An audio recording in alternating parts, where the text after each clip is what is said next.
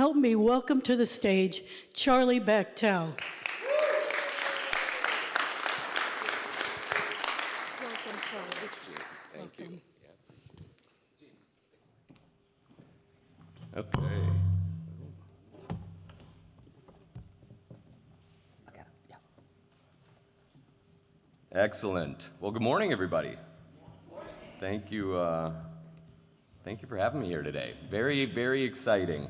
It's my first time in Berlin and at an ICBC event, and couldn't be more excited to be here today, talking about some great things and what's going on in cannabis. As Gene said, not only sort of the historical developments in the U.S., but what's happening here in Europe and in Germany in particular is fantastic. And it's something that the rest of the industry is, of course, aware of and watching very closely. Today I'm going to talk a bit about the Cresco Labs theory on cannabis, what we've learned over the last 12 years, and how that might be applicable to what is developing and what's going to develop in countries around the world. One of the things that I've learned in my experience as an entrepreneur, and also again in 12 years of experience in cannabis, is two fundamental requirements to success in any emerging industry. One of them is you've got to be able to spot the opportunity clearly. If you can't see it, you can't take advantage of it. But the second thing is you have to figure out what you can contribute to the opportunity to help the opportunity achieve its potential. And so we're going to talk a bit about that as we go through this here today. So let's go to the first one here. Who are we? So for those that aren't familiar with Cresco Labs is one of the largest cannabis operators in the world. As Gene had mentioned last year, exceeding $720 million in top-line revenue. We operate in 8 states. We have had successes, we've had failures, we've learned a lot over our time in the industry. And the mix, the differentiation in the way that we've been required to operate in the U.S. is really prepared organizations like our own to, again, not necessarily automatically have success as we go into other markets. We've learned time and time again, each market is different. Each market has to be curated to be appropriate. You have to design your business model for success, for what the program itself is going to offer. And that's different from not only state to state, but it's going to be different from country to country. And local leadership is a fundamental requirement to having success in any of the markets that we operate in. It's important for those that aren't as familiar with the US markets.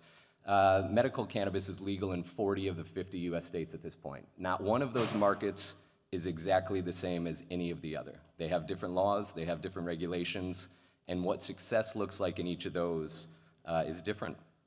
And so what that has forced any operator that wants to have success in cannabis and a leadership role in the industry to have to do is to develop a very dynamic business that is a subject matter expert in all facets of what's involved in cannabis. So at Cresco Labs, we are a vertically integrated operator. And maybe not by necessarily design or desire, but by requirement. As I mentioned, each of these states requires you to do different things. But cultivation, manufacturing, we do produce all major form factors and consumption methods.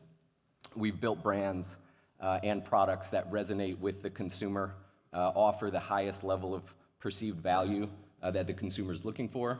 We have wholesale distribution where we do sell our branded products in the third-party stores that we do not own. But then we also have an incredible portfolio, as Gene had mentioned, of 72 retail locations around the country.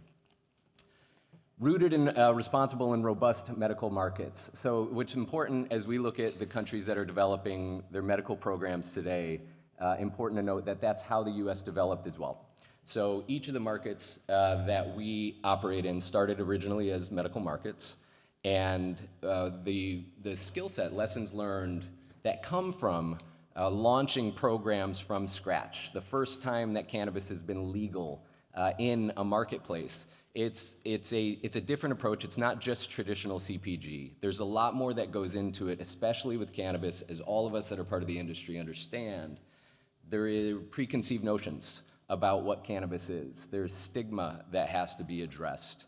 For the most part, these legislators that have passed these laws or developed these programs have gone out on a limb and they are changing history. And anytime you do that, you have to address sort of the history of how you got to where you're at. It's one of the things that we have learned by being at the forefront of these states that we operate in, is what's required to be successful in the early stages. I just mentioned this the other day as we were launching Kentucky. Kentucky's one of the most recent states, the newest state to launch a medical program in the US. And we were doing a ribbon cutting with the governor and relevant regulators and stakeholders. And the point that I made is that successful programs are not created, they're built. And the experiences and the approaches that have to be taken to create successful programs, while unique in each market, have some common threads that are consistent across the board.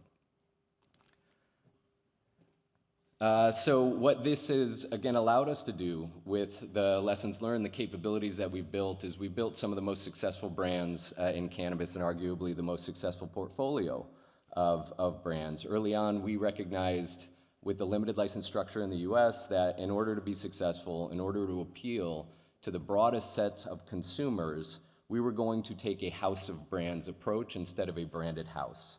And so we designed brands that would meet each of the different consumer categories that we'd identified very directly, very appropriately for that consumer.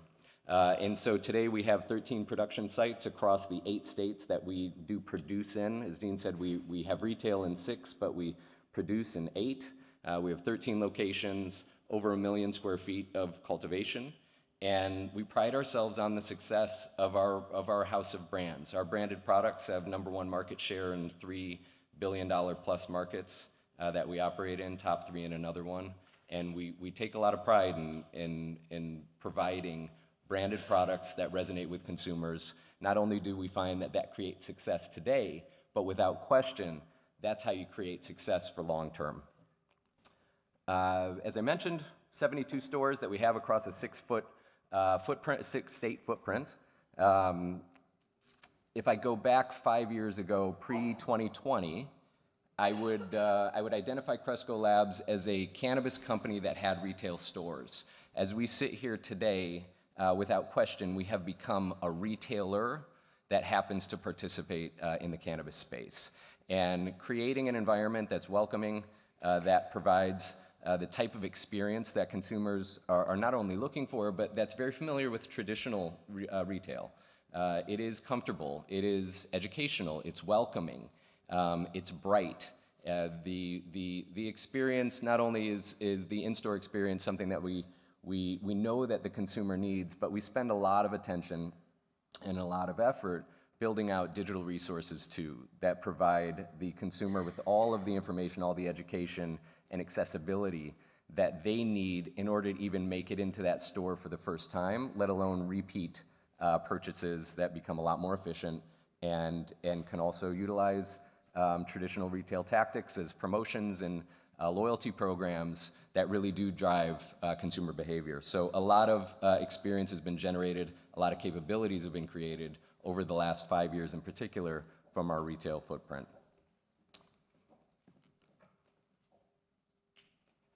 So to close out the credentials here, me personally, for those that aren't familiar with me, I'm an attorney by trade. Before getting into the cannabis industry, I was in the banking industry. And so what that did is it gave me a lot of experience in working in highly regulated, fragmented industries that also had challenges around public perception. We all remember the financial crisis of 2008, 2009. My part of the banking industry was at the epicenter of that. And so being successful and being able to navigate a rapidly changing industry is something that I was well steeped in. And as I mentioned at the beginning, it was also something where as I looked at the cannabis opportunity, that experience was something that I felt like I could bring to help the cannabis opportunity achieve its potential. So you asked the question, why is a U.S. operator at a German cannabis conference? And I think it's from that first point that I mentioned, spotting the opportunity. So why haven't U.S. Companies been here yet? And I think, well, in general, it's fair to recognize that in the U.S. you still have some really large marketplaces that still have opportunity for growth. The absolute size of the markets are substantial. And of the 9 states that are listed here, Cresco operates in 8 of them. So when we're in this industry that we're all in, that we all know has its not only opportunities but challenges, one of the challenges, of course, is the availability of resources and financial resources in particular. So capital allocation must be at the forefront of anybody who is looking to be in the cannabis space. It needs to be at the forefront of the way that you think about the business.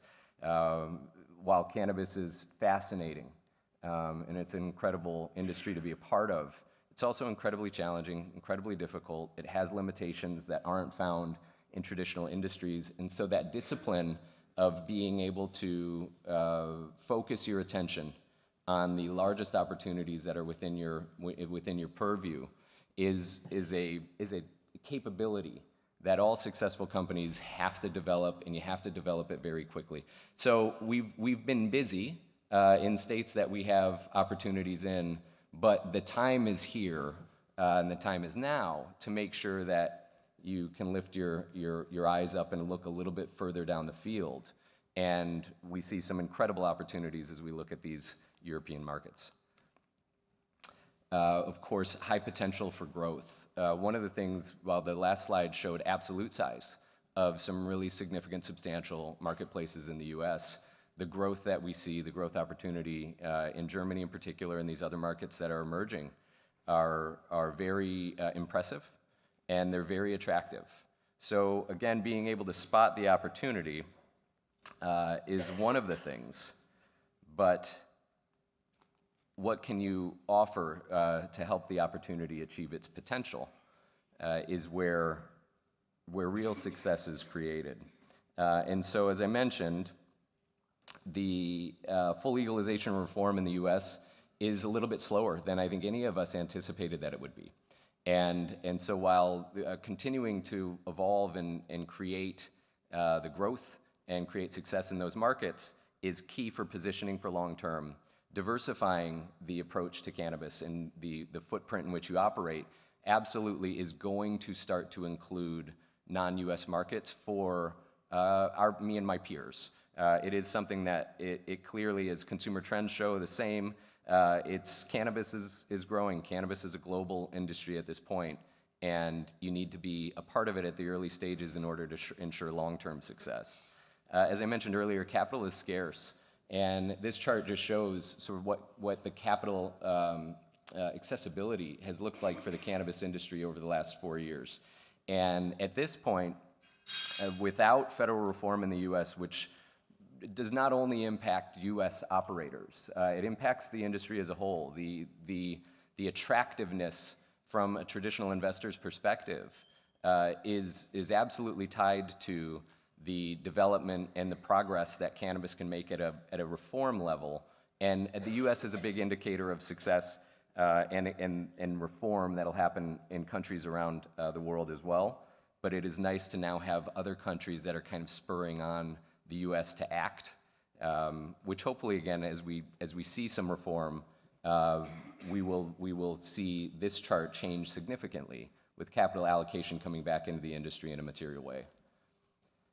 So again, based on the experience, as I mentioned, 12 years of operating in cannabis, there are some things that, while they definitely do not allow us to tell the future by any stretch of the imagination, they are lessons that we can bring forward that will help us understand the possibility of outcomes that these different markets and new markets will take as they develop.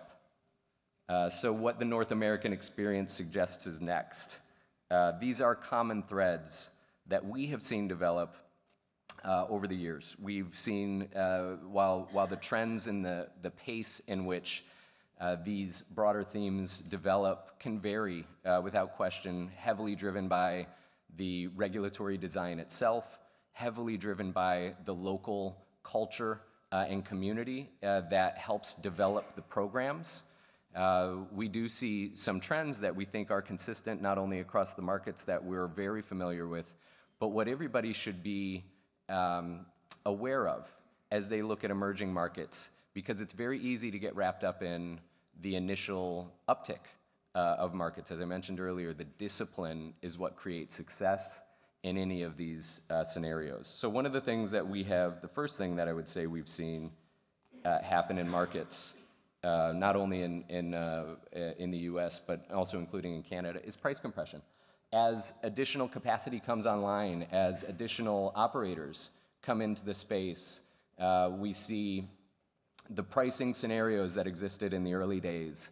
Those see attrition relatively quickly, and they come down to a scenario where you're going to have a bit of a whipsaw effect. We've seen it in market after market, where price compression comes in, and it does impact the suppliers that are in that market. And equilibrium eventually gets found, but that can be a very challenging environment for any business to operate in. Markets evolve and consumers will look for multiple categories. And we know the markets that are developing here in Europe in the early stages tend to have limited form factors. But we've seen that in the US as well. We've seen states that come online with no flower at the beginning that then allow for flower to come into the market, but the consumer is not supposed to smoke it.